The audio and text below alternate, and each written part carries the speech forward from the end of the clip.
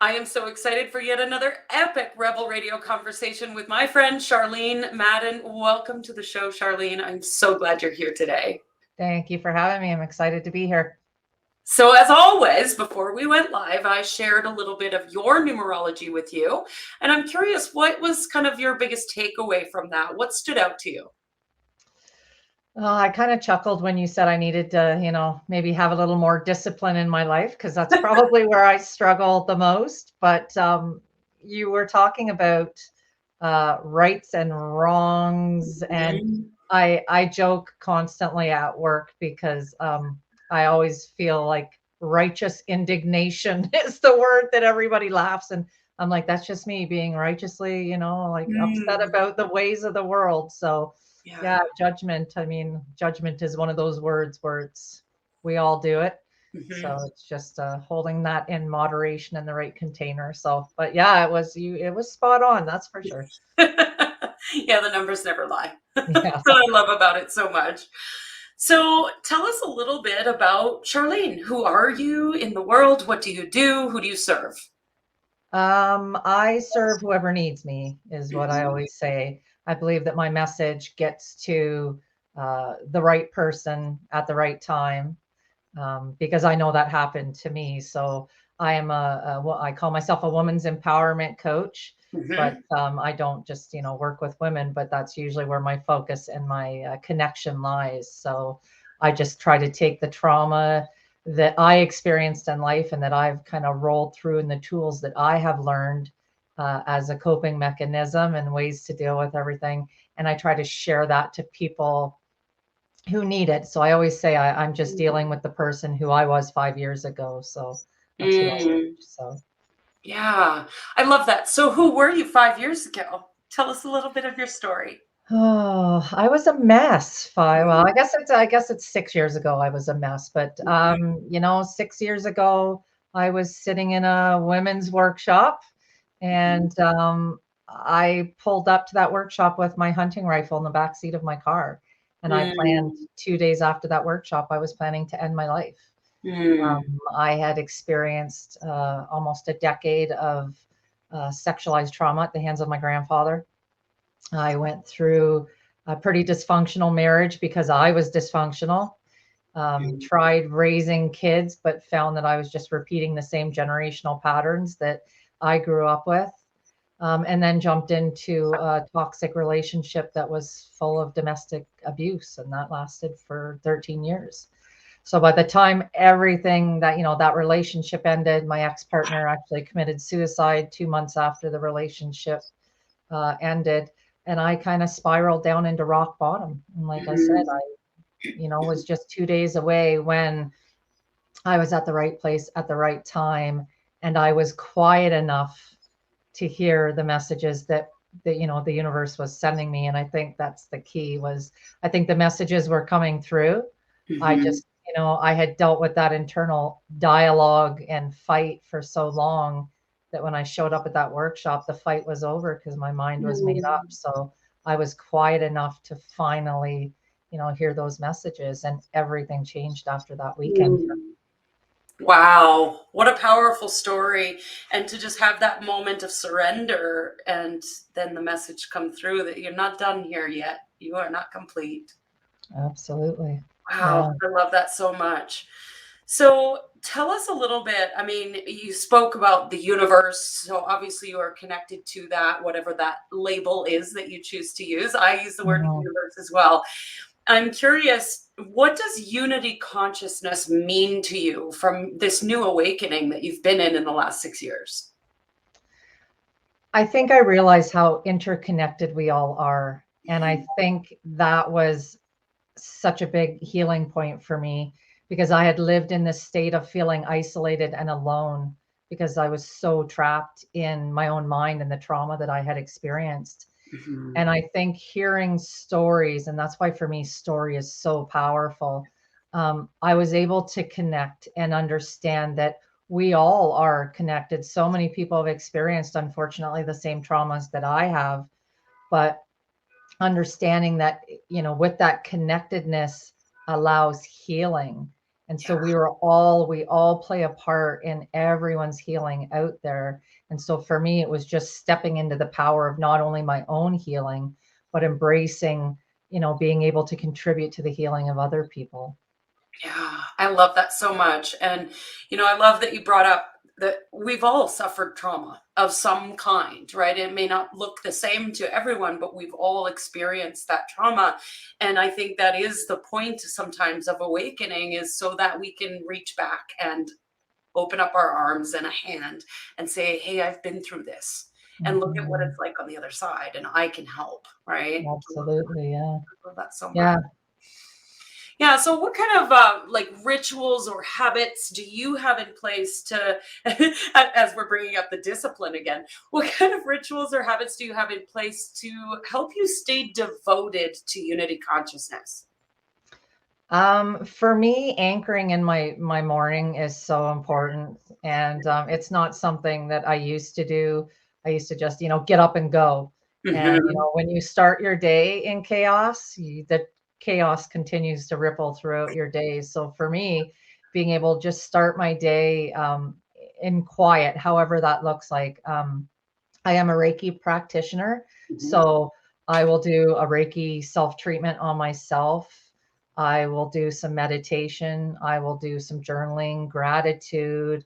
I will do some card pulls to see where I'm at. Hmm. But I think for me, it was just anchoring in and starting my day so that I could feel grounded. Because if I can go out into the world with a balanced energy, then I'm doing my part for the whole. So, I love that so much. And it's so funny. After over 100 episodes of Rebel Radio and asking this question, almost every single guest has said, it's my morning routine. Right. And the morning routine looks different for everybody. And sometimes it changes for each individual. I know my mhm, morning routine doesn't always look the same, but it's that morning, like you said, that anchor of setting an intention for the day and being purposeful about your day versus, like you said, just being chaotic and, oh, life is happening to me instead of through me. Right. exactly. Yeah. Exactly. And even bookending it, like I Mhm. understand that, yes, starting my day off, but also ending the day, because I think, I also have a practice of ending my day with gratitude as well. Like I like to start it with, but also ending it with, because then I go out throughout the day and I'm looking for those things that I can come home and write about at the end of the day. So when you look for gratitude, you will find it. You just have to look for Yeah, right? I love that. I love it. that because whatever you focus on is what you're going to see, right? So if you're going Exactly. out into the world expecting to see a shit show, guess what you're going to see? But if you're going out looking for things to be grateful about, you're always going to see things to be grateful Hmm. about. I love that. Absolutely. Yeah. So good. So tell us a little bit about how you see kind of like some of the old patterns of doing business, especially in the online space as entrepreneurs, as healers, as coaches.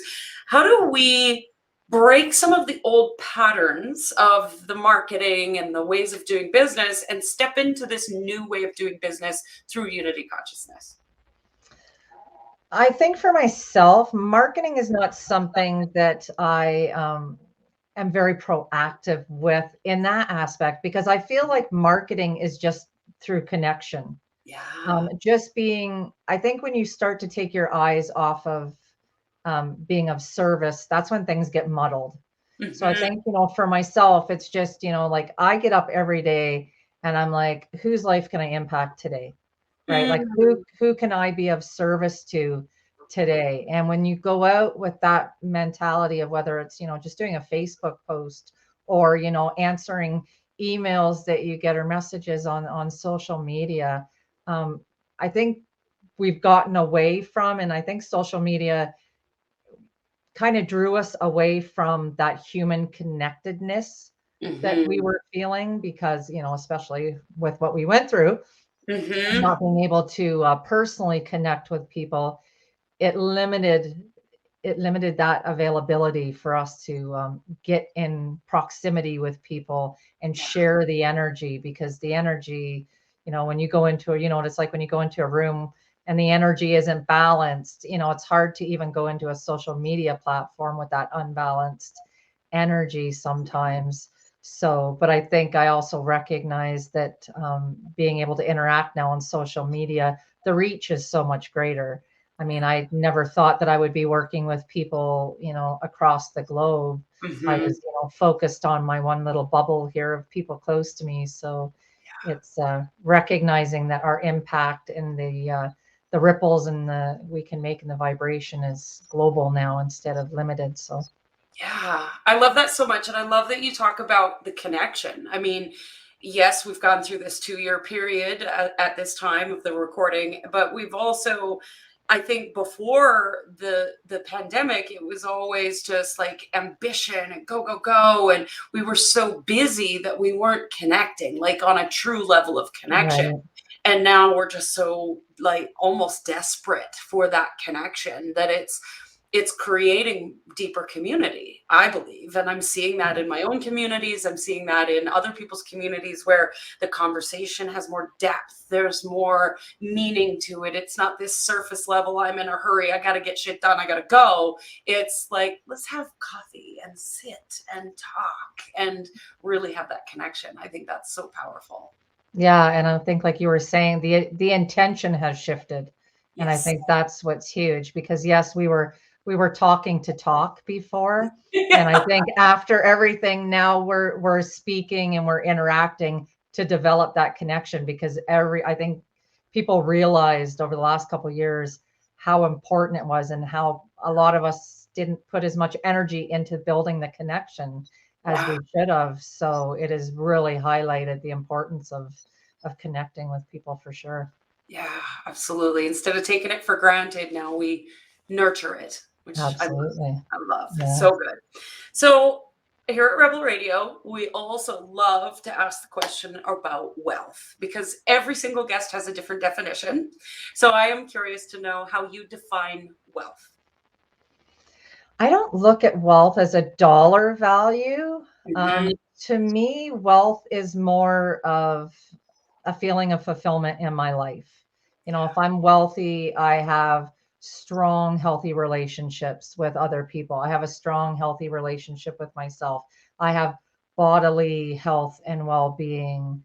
Um, because I think when you have all that other stuff, the dollars follow. But Yeah. I think you have to, to me, it's more important. And I actually was having this conversation just 2 weeks ago at work with someone because even the definition of success, right? Like Mhm. to me, it's not hitting a social status or, it's a feeling inside, a feeling of fulfillment. That to me is success. So I kind of attribute wealth to being the same Yeah. line. I love that. And I love that you said that the dollars just follow. Because this, I mean, this is something that I teach in one of our courses called Money Mojo is that the dollars are just a reflection of the flow you have within yourself. So if you are flowing in the areas of your community, your connection, your self love, expression of your purpose, then the dollars just show up and say, hey, you're doing a good job, right? And if the Yeah. dollars aren't there, it's just an invitation to get back into flow, to jump into that stream. I love that. Yeah, because it just shows where you're. I mean, if it's not all there, something's out of alignment, Yeah. right? So it gives you that opportunity to really sit down, reflect, and go, okay, where am I out of alignment? Because when you're in, like you were saying, that state of flow and everything's in alignment, it all flows together. So Yes. Yeah. I used to think that I could control money and that I could manipulate it in some way in the material world. And then when I learned that piece of flow, I was like, oh, no dollars in the bank account. Where am I missing the flow? Right? Yeah. absolutely, yep. I love that. Yeah. So every guest loves these questions because there's always more than one answer. But what is one truth that you wish every entrepreneur knew?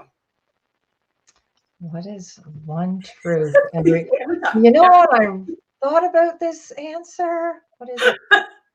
That no matter what you're doing, you need to live in alignment with your purpose and your core values. Because if you're not, like for myself, if I'm pushing myself in a direction that is going against what my purpose is, Mhm. things are not going to work out.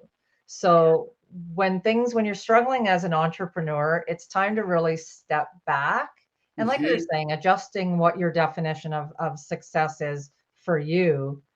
But it's really, understanding that if things aren't going the way they're supposed to be, it's because something is out of alignment, as we were talking about. So um, sometimes the grind is great, but Mhm. also stepping back and being able to really take some time to look at things. And I always talk about a mile high view. Yeah. Being able to get support from other people. I mean, no matter what you're doing, there's always a mentor that you can go to, or someone Mhm. that's in your field that you can ask for, hey, can you take a look at this? And sometimes we like to get a little ego driven and think we can do it all on our own, but support is an amazing, amazing tool that we can take advantage of. So Yeah. just understanding that you got it, whatever you're doing, whatever career you're choosing, if it's out of alignment with your purpose and your core values, you're going to struggle. So Yeah, I love that answer. And, it's something that I've always said is complication is not the way of the universe. And I used to love to make things hard. That was my MO. And I loved the grind. But the grind is only good if you're loving every moment of it. And if it that's it. feels hard and you're pushing and you're struggling, take a step back. I love that mile high view. Just come back to the vision. Who am I? What do I want? Why do I want it?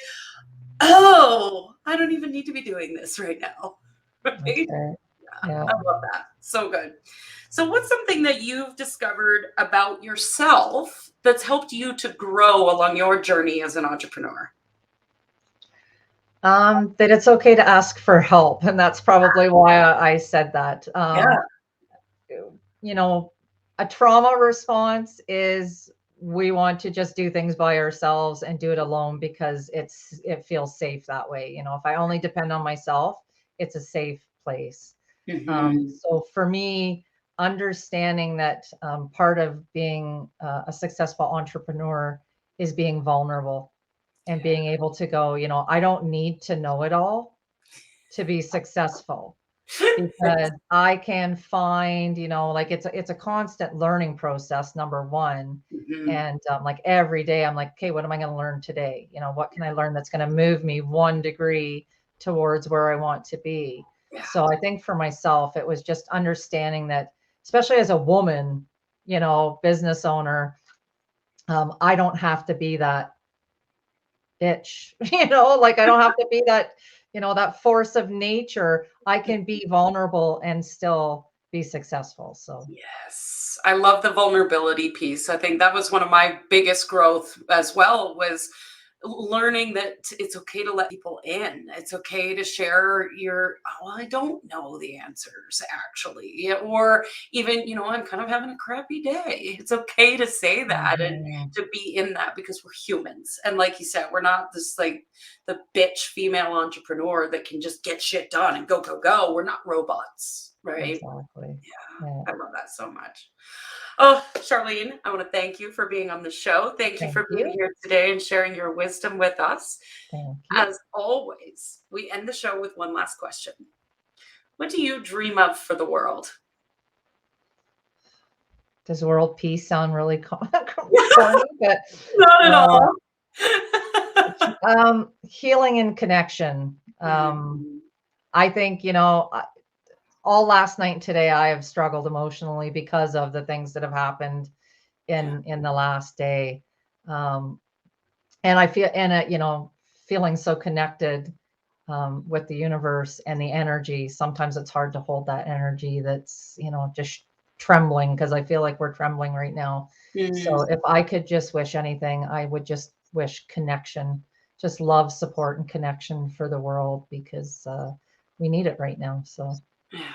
Oh, I love your dream. Thank you for being on the show today. thank you for having me.